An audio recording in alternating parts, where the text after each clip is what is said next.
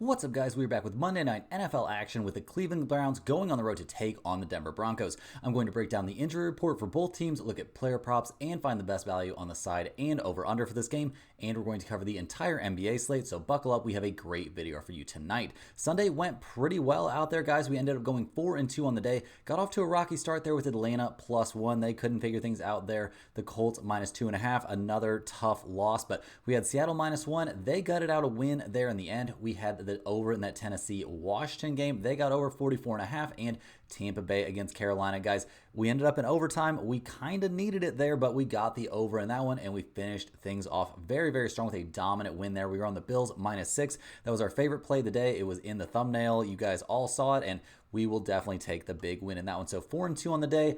We will live with that, no problem. If you want to win all of your Monday bets, hit that like button. It's good luck and shows support for the channel and all the hard work we're putting in every single day. Subscribe to the channel so you don't miss out on our daily content. You can now also sign up for a channel membership by clicking the little join button right below the video. Members get exclusive early access to all NFL and college football videos and get their names up on screen just like right now. I really appreciate the support from all of you. Seeing that little badge next to your comments absolutely warms my heart. Comment below with any bets you're looking at today, and we will give you our best advice on all of them. We are committed to responding to every single comment every day, so let us know anything you want to say about my picks, these videos, or anything you see here. As always, our favorite picks will be in the pinned comment down below. Now let's get into our Monday Night Football matchup between the Cleveland Browns and the Denver Broncos. Cleveland, guys, they come into this one fresh off of a crazy win, a 24-19 win they got against the Steelers.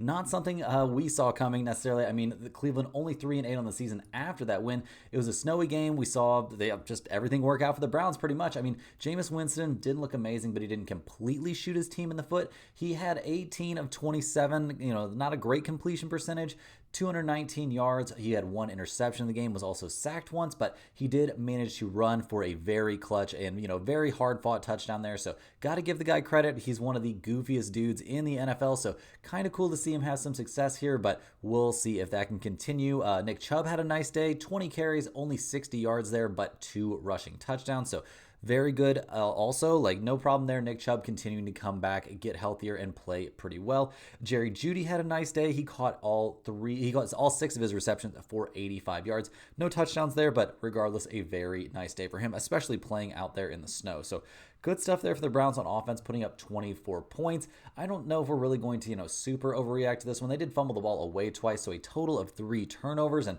yeah, I mean, going against the Steelers, solid defense, finding a way to generate 24 points is not awful, but also not a situation we're going to throw a parade for this offense. They didn't do that many positive things. On defense, holding the Steelers to 19, that's fine. 4 sacks against Russell Wilson, give him some credit there, but he did have a very efficient day, 21 of 28 for 270 yards. The running game also wasn't something Cleveland didn't slow down. They couldn't slow down Warren or Harris, really. And yeah, they didn't have any answer out there for Calvin Austin III. So just not really a banner day for that Browns defense that seems to have taken quite a step back from last season, guys. They're sitting around 22nd in the NFL, giving up 24.3 points per game. So not necessarily the kind of defense you want to write home about, guys. And they've had, I would say they've had a medium strength schedule, medium to weak, to be honest. And they're still only 3-8 on the year. Obviously, they had a lot to overcome there with the Deshaun Watson situation. But really, guys, not super impressed with this Cleveland team. They come into this game looking a little bit banged up. On offense, things aren't looking terrible. There are a couple of guys that are going to be out. I mean, Cedric Tillman going to be out there. So the wide receiver group not going to be at 100%. And we see Dedrick Willis Jr. not going to be playing there on the offensive line, which is definitely a concern. I don't trust Jameis Winston, generally speaking, and if he's under much pressure at all, that makes things even worse. On defense, we see Thornhill. He's going to be out, making the secondary be not at full strength. But other than him, the defense is fully healthy. But even at full health, guys, this defense has not been a very good one. So we'll see what they can do here. Not the easiest matchup, guys. They're going on the road to take on the Denver Broncos, who are 7-5 on the season, coming off of a nice 29-19 win there on the road against the Las Vegas Raiders. Good stuff in that one for Denver, obviously, guys. I mean, a 10-point win against anyone in the NFL, not too bad. Bo Nix looking pretty good. Not super accurate with his passing, guys, but 2 passing touchdowns, 0 interceptions. Only sacked once. He did put up 273 yards, so very, very positive things. This kid, he just keeps getting better and better as the season goes on. That is a great sign here for Denver Broncos fans who have been desperate for a franchise quarterback for quite some time now. So we'll see if he can keep on building here. We love right now what we're seeing from Bo Nix. He didn't really have to use his legs too much against the Raiders. Definitely something he's capable of. We did see McLaurin. He didn't have a terrible day. 7 carries, 44 yards there. Not a game where we really saw Denver try to establish the run too aggressively.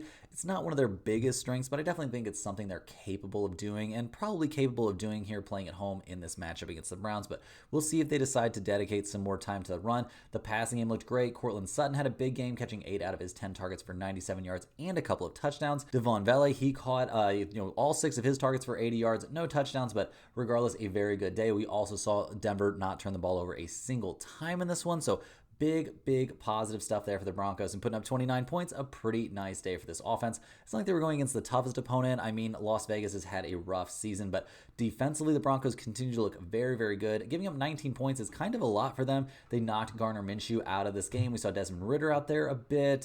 They completely shut down the Las Vegas running attack, so that's very positive. They didn't have a lot of good answers out there for Jacoby Myers, who had a massive day, catching 10 out of 15 targets for 121 yards, but they did force a couple of turnovers in the game. They had 5 total sacks.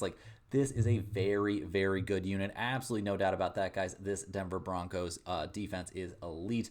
Over the course of the season, they are giving up a near league best 16.8 points per game. Dominant stuff, albeit against not the toughest schedule, but they're going up against not the toughest opponent in this one, so I think we can safely expect good things there from the Broncos on defense. In terms of their injury report, guys, the Broncos have had a pretty good time this season. Very good injury luck basically across the board. They come into this one not missing a single starter there on offense, and being healthy at this point in the season really feels like something of a cheat code. So love what we're seeing on the injury report there for Denver on offense. On defense, it looks like Riley Moss gonna be sidelined, so missing your starting cornerback isn't great, but other than him, it's a very healthy unit that has found tons of success this year, so I'm expecting pretty good stuff, and I don't think there's a ton of guys out there on the Cleveland side that the Denver secondary needs to be terrified of. So I think overall we can expect very good stuff from this Denver defense. The weather situation, guys, definitely something you'd want to be keeping an eye on in this game, being played in Denver at elevation and everything, but we're seeing very reasonable stuff. We're going to have temperatures around 40 degrees. There's no chance of any precipitation in this game. We've got winds well below 8 miles per hour, so there are really no significant worries in this one. You would expect a game, in December in Denver, Colorado, to probably have some snow or something, at least some wind, or some freezing cold temperatures, but none of the above, guys. It's looking like a very mild, very nice night for a football game. In terms of some trends for this one, guys, we've got Cleveland. They're 4-7 against the spread. They are 6-5 to the under. Denver is 9-3 against the spread this year. They're 7-5 to the over. Guys, I love Denver here at home, catching Cleveland in a huge letdown spot after that insane win over the Steelers.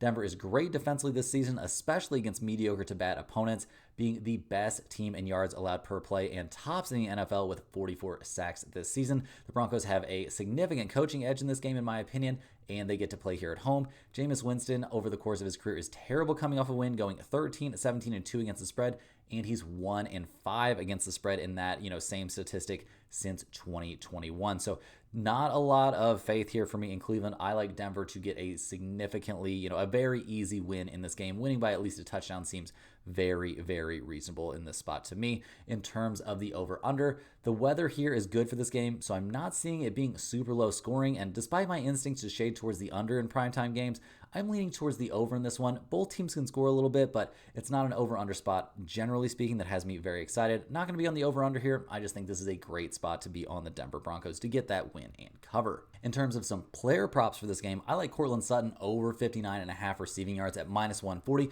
The dude's caught 70+ yards the last 5 weeks. He had 10 targets last week. He's clearly, one of the favorite targets out there for Bo Nix. I don't think that's going to change in this game. I don't think there's a lot of guys on Cleveland that are going to be able to significantly slow him down. So I think Courtland Sutton comfortably could have a nice day in this one. You could also take him to catch a touchdown, anything like that you wanted. Positive Courtland Sutton vibes for this game is what I'm looking at. Also here, guys, I like Jerry Jeudy over 59.5 receiving yards at -110. He's had 73 or more yards the last 4 weeks in a row. The dude soaks up tons of targets. I think we're going to see him, get a good amount of targets in this game once again. Obviously, getting to 60 receiving yards might not seem the easiest, but we've got great weather in this game. I think they're going to be needing to throw it a good amount, so definitely like Jeudy here to have a nice day. Getting to 60 receiving yards should be something we could expect from him the vast majority of the time, and it's happened the last 4 weeks in a row, so I don't see any reason to shy away from that number. Next up, guys, I really like Bo Nix here over 224 passing yards at -105.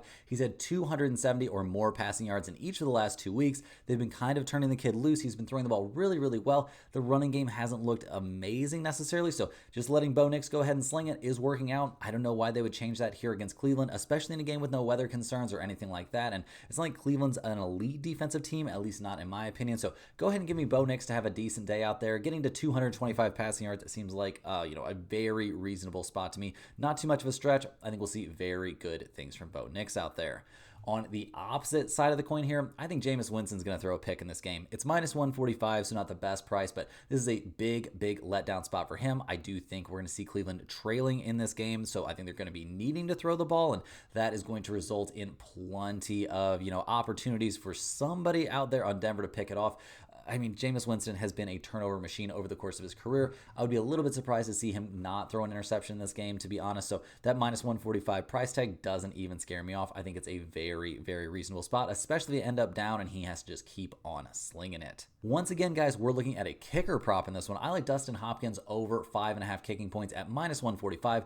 Cleveland, they're a team I feel like is very likely to stall in the red zone, and getting a couple of made field goals, not going to be too tough. Also, you can kick a little bit further in the elevation there in Denver. We've got very little wind going on in this game, so that isn't going to mess up the kicking game at all.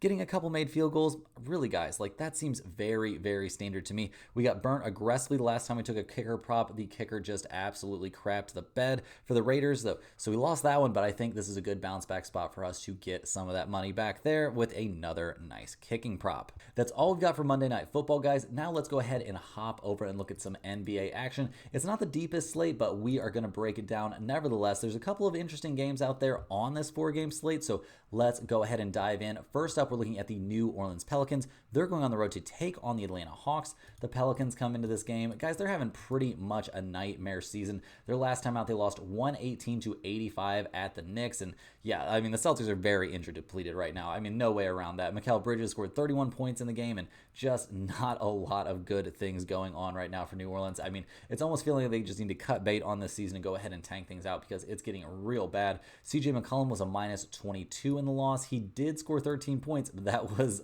pretty bad. They only shot 14.8% from three. This is a terrible situation, guys. Dejounte Murray not looking great in his return. He had 0 for 6 from three-point range, and I do think this team had all the pieces to be pretty good, but injuries have just completely derailed things. It's time for them to be selling off pieces. I know Brandon Ingram is being pretty aggressively shopped around, so we'll see if that happens, but obviously whatever team picks him up and wants reassurance that he's going to, sign with them long term, and I don't know if he's really ready to, give that reassurance unless it's in the perfect situation. So right now, guys, things looking like pretty much a disaster there for the New Orleans Pelicans. They come into this game, shocker of the year, not looking very healthy. Brandon Ingram going to be out for this game. Jordan Hawkins listed as out as well. Obviously, we're not going to be seeing Zion back, maybe even not this season. We'll see what goes on with that, but overall, really a disaster time there for the Pelicans, who are having the worst season kind of imaginable right now, and they're going on the road to take on the Atlanta Hawks, who are surging. They've now won 3 in a row. They beat the Cavaliers twice, then they got a 3-point win there at the Charlotte Hornets. Cool stuff happening there for the Hawks, guys. Really, no doubt about that. I mean, we've loved what we've seen recently from them as well. Like Trae Young seeming very willing to take something of a backseat and distribute the ball to these young players. That's been really cool to see. Dyson Daniel looking like a monster there on defense, looking like one of the best defensive players in the NBA this season, which is very cool to see somebody like that, emerging, continuing to work on their game, continue to get better. We do, I don't know. I just like what we're seeing from the Hawks. They're shooting the ball relatively well. They got that win over the Hornets despite shooting only 30% from three. They did a great job on the boards in that game. They did turn the ball over 20 times, so that's a concern, but they still won. We saw some decent stuff from Ricochet in this game. Like, that's a nice development, and overall, just a lot of good things. The bench continues to look really good. Like, the Hawks are playing great. They come into this game with a couple guys on the injury report. Trae Young is on there. Bogdan Bogdanovic is on there. Trae, guys, he's probable for this game. Right Achilles tendonitis, an ongoing issue, obviously. I do expect to see him play in this game, basically every time. I think he's going to be out there. So expecting Trae Young to be out there and to be fully effective. Bogdanovic, he's dealing with a hamstring issue. He is listed as probable for this game. I'm not going to be completely shocked if we see him miss it. He did miss that game against Charlotte, so, we'll see what happens. But I do think, you got to keep an eye on that one for sure. He may end up being out for this game. Is that the end of the world? If he is, I don't really think so, but it's definitely a situation to monitor. In terms of the numbers for this game, we see the Hawks are 9.5-point favorites. We've got an over-under of 228. New Orleans only 2-9 against the spread on the road. Atlanta only 3-7 against the spread at home, so that's a little bit concerning. Guys, I just can't back the Pelicans right now, even in this spot as a Dejounte Murray kind of revenge spot. So maybe you want to look at some props for him, maybe some overs for him, but I have a really hard time backing the Pelicans. And to be honest, this isn't a game where I see a ton of value. I'm gonna lean slightly towards the Hawks at -9.5, but probably not going in the pinned comment here. And in terms of that over/under of 228, maybe that would be the better side to be on. Maybe a little bit of a look at the under, since I don't necessarily see the Pelicans putting up a ton of points here, but kind of a game that I'm more than happy to just go ahead and let it happen and maybe not have too much action on this one. Next on the docket, we're looking at one of the classic NBA matchups. We've got the Miami Heat going on the road to take on the Boston Celtics. The Heat come into this game fresh off of a tough loss last night, guys. They played in Toronto, ended up losing that game 119-116. A crazy game out there. We saw RJ Barrett go nuts. Scotty Barnes played really well, and yeah, the Heat just did not have enough answers in that one. Tyler Hero had a big day, putting up 31 points. Bam was a plus 15 out there, but Jimmy Butler, not his best performance. 17 points there, but yeah, posted a -9. The bench did look good for the Heat. Terry Rozier played much better than he has been recently. Miami wasted a day where they shot 15-40 from three, which not too bad. They got slightly out-rebounded by the Raptors, who are looking like a team that might be too good to tank this season. We'll see what happens when they're healthy. When they put everybody on the floor, all of a sudden things look pretty good. A nice night there from Scotty Barnes. A big night there from RJ Barrett. He's having an amazing season. Just a lot of positive things there for the Toronto Raptors. They've got to be feeling very encouraged about the future here. So yeah, a tough loss there for the Heat. I mean, they're only 9-9 on the season. They come into this game healthy, so that's a positive. You got to keep updated on those injury reports when teams are playing on back-to-back nights, though. We could see guys, especially guys like Jimmy Butler, end up resting or something like that. So keep an eye on that injury report. Right now, we don't have any news indicating that Jimmy or any one of the other key contributors there for the Miami Heat are going to be sitting out for this game as they go on the road to take on the Boston Celtics, who are also playing on back-to-back nights, guys. They lost last night in Cleveland. They lost that one 115-111. A crazy game. I mean, the Celtics probably aren't too bothered. They're still 16-4 on the year, but yeah, rough stuff out there. They had very few answers there for Donovan Mitchell. Jason Tatum had a nice day, putting up 33 points, but it wasn't quite enough. Porzingis had 21 points, but we didn't see, we didn't have Jaylen Brown in this game, so that's not, not the full strength Boston Celtics. So they can, rest assured that they can definitely play better than they did in this one. Got to be a very positive sign to see Porzingis play 32 minutes and look pretty good. The bench looked great, and by the bench, I mean Peyton Pritchard was killing out there. 24 points. 7 of 16 from the field, 3 of 10 there from 3, 7 of 8 from the free throw line. His rebound and assist numbers were also very good. The Celtics only shot 49 threes in the game, not as many as they would like to get off, and made 34% of them, so not amazing, but not terrible. Cleveland, on the other hand, shot the ball extremely well from long range. The Celtics defense was not slowing down Donovan Mitchell. It really wasn't slowing down Darius Garland either. Will they be able to slow down Tyler Hero in this one? It's another guard, that could put up some nice numbers, so we'll see what happens. The Cleveland bench also played very well out there. So not loving what we saw from the Celtics. We'll see if they get a little bit healthier for this one. Derek White and Jaylen Brown both still on the injury report there. Derek White, he's listed, with a foot issue. He missed that game against the Cavaliers. That's another reason that Boston Celtics fans could feel a little bit better. Dealing with that foot issue, we don't have any clarity on whether or not he's going to be back for this game. It's a little bit concerning.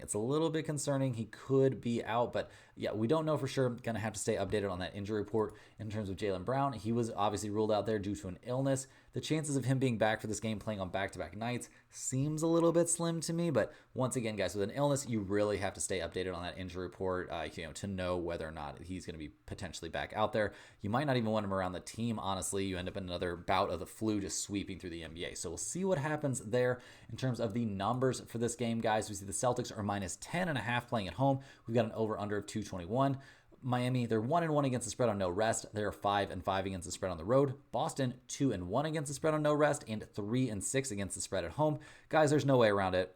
even independent of injury reports here, 10.5 points is just too many for the Miami Heat here taking on the Boston Celtics. This is a rivalry game. The Heat are going to get up for this one, even if they're tired after playing last night in Toronto. Toronto to Boston, not that crazy of a flight. Cleveland to Boston, also not a crazy flight, so I'm not too worried about fatigue for these two teams. I think we're going to be taking the Miami Heat here to keep things close, plus 10.5 in this spot. Seems very, very good to me. Keep an eye on that injury report to know how big you want to go on this thing, but right now it looks like a great spot in my opinion. Next up, we're looking at the Brooklyn Nets. They're going on the road to take on the Chicago Bulls. Brooklyn comes into this game fresh off of a tough loss last night, playing at home against the Magic, and they lost both of those games there in Brooklyn. Could not make it happen there against Orlando, who's been a very, very tough team. They lost 100-92 there in Game 2. They got blown out 123-100 in Game 1, so things not looking quite as nice there for the Brooklyn Nets, who are 9-12 on the season.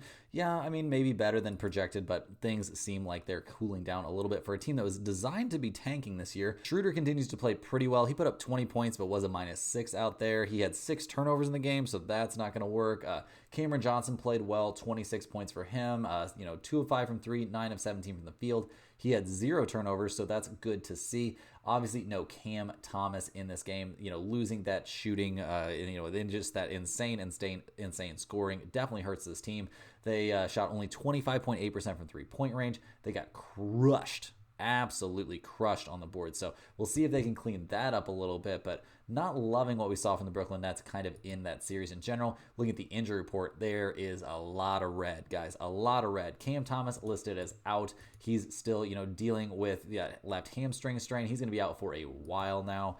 Cameron Johnson, he's on the injury report. Dorian Finney-Smith, Ben Simmons, Noah Clowney, he's going to be out for sure. Zaire Williams is on there. Cameron Johnson, he's listed, he re-injured his ankle, his left ankle for sure. You could see it happen. That one definitely going to be a problem. I don't know that we'll see him in this game, but yeah, that happened at the very, very final minute there of that loss. So the idea of him playing on the next night seems impossible. He's going to be out for this one. Dorian Finney-Smith, he's got an ankle problem. He was out against the Magic. Will he be back for this one? Seems very up in the air. Ben Simmons got ruled out of the rest of that game against the Magic with a left knee contusion. There's a shot he'll be back, but do I really care if Ben Simmons plays in this game? No, guys, I do not. Zaire Williams, he is dealing right now with some sort of injury. We don't know what happened. He left that game against the Magic, and we don't know if he's going to be back. Possibly a knee injury, so we'll see if he comes back from this game. He limped to the locker room there, so yeah, a little bit worried about his availability as well. So Brooklyn looks very, very banged up coming into this game, and having played on back-to-back nights cannot feel great. They go on the road here to take on the Chicago Bulls, who are 8-13 on the season. They've now lost 3 out of their last 4. Their last time out, a 138-129 loss against the Boston Celtics. A very solid day there for the Bulls. Obviously, losing isn't what you want, but keeping things that competitive against a team like the Celtics has to feel at least kind of good. They just didn't play enough defense in the game, guys. Vujicic was a monster. 32 points for him, 29 points for Zach LaVine. As a team, we saw the Bulls shoot almost 40% from three-point range on 51 shots.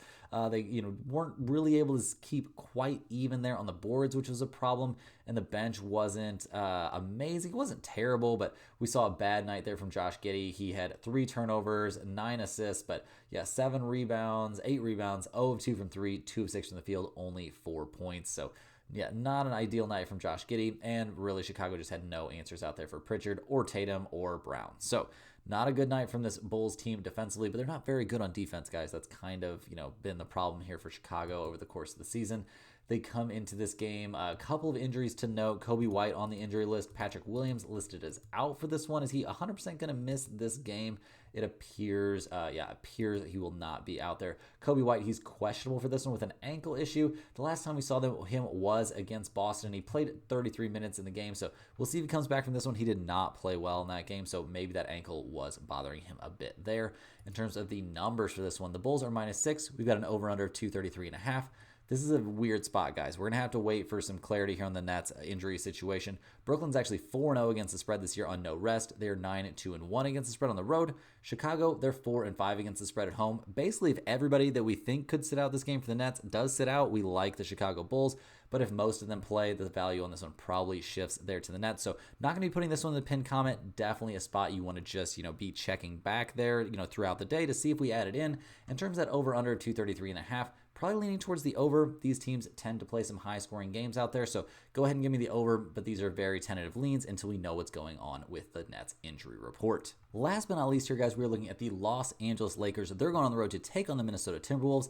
The Lakers played last night in Utah, and they barely managed to win that game, guys. A 105-104 win there at Utah. Anthony Davis scored 33. LeBron kind of took the game over late, put up 27 points and 14 assists. The shorthanded Lakers found a way to get the win against a tanking Utah Jazz team, but it was not by any sort of a solid margin. Got very, very sketchy. The Lakers got outscored 19-23 there in the fourth quarter.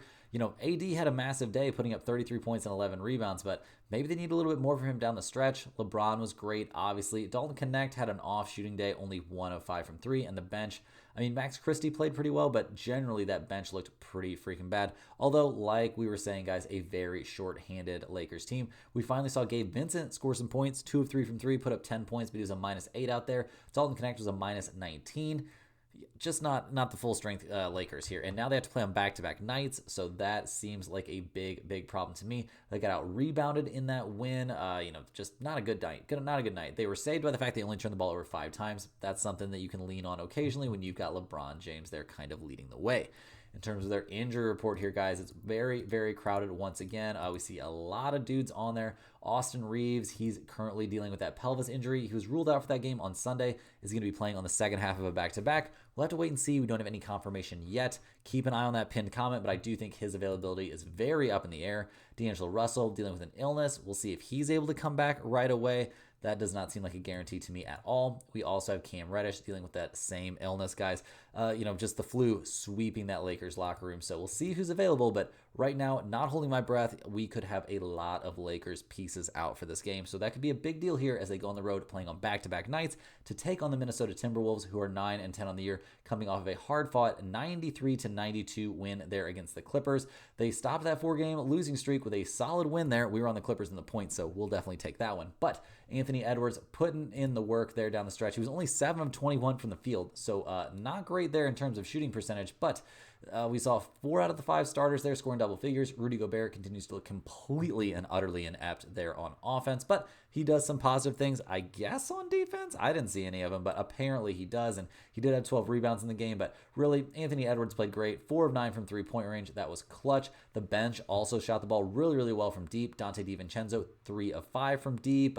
Nickeil Alexander-Walker shot 2 of 6, and Naz Reid, 1 of 6. He still doesn't seem to have found his stroke this season, but the bench combining to score 29 points. A nice little boost there, and we saw the Timberwolves shoot nearly 40% from 3, as opposed to the Clippers, who shot closer to 30%. And we saw, the Timberwolves dominate on the boards in that game. They played really, really well. Not going to lie, guys. It was a solid night out there for the Timberwolves when they desperately needed it. They're still 1 game below 500. They did get that NBA Cup win. We'll see if their motivation level remains high for this one. In terms of their injury report, things are looking very, very good. Joe Ingles still out. We are not really too concerned with that. Mike Conley being back should be nice. Anthony Edwards has been playing well. They really just got to figure out what the hell is going to happen there with Julius Randle stopping the ball constantly and Rudy Gobert looking completely and totally lost there on offense. Dude can't catch entry passes. That's why people don't want to throw it to him, and I don't blame him. But Julius Randle needs to be throwing more passes. We don't want to see you try and pretend to be Carmelo Anthony, bro. That is not your game. So we'll see what happens here for the Timberwolves.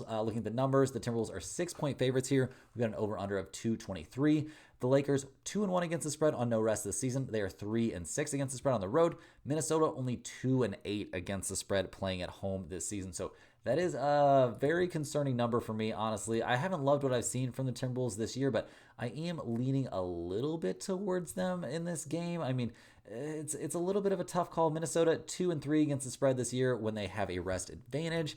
I'm still leaning towards the Timberwolves here at -6. I think we're going to see a very depleted Lakers team. Maybe Rudy Gobert can guard Anthony Davis. I don't know. Maybe Ant-Man can, slow down old and tired LeBron, who's not going to be feeling very good playing this game in Minnesota, where it's going to be pretty freaking cold. So give me the Timberwolves here at -6. This one's got a very good chance to end up in the pinned comment. That's all the games we have for today, guys. Hit that like button for good luck on all of your bets and subscribe to the channel if you're new. Let me know in the comments any questions you have on today's slate. Thanks for watching. You can click the little join button if you want to become a channel member and get early access to these videos. And we'll see you guys tomorrow for more sports betting action.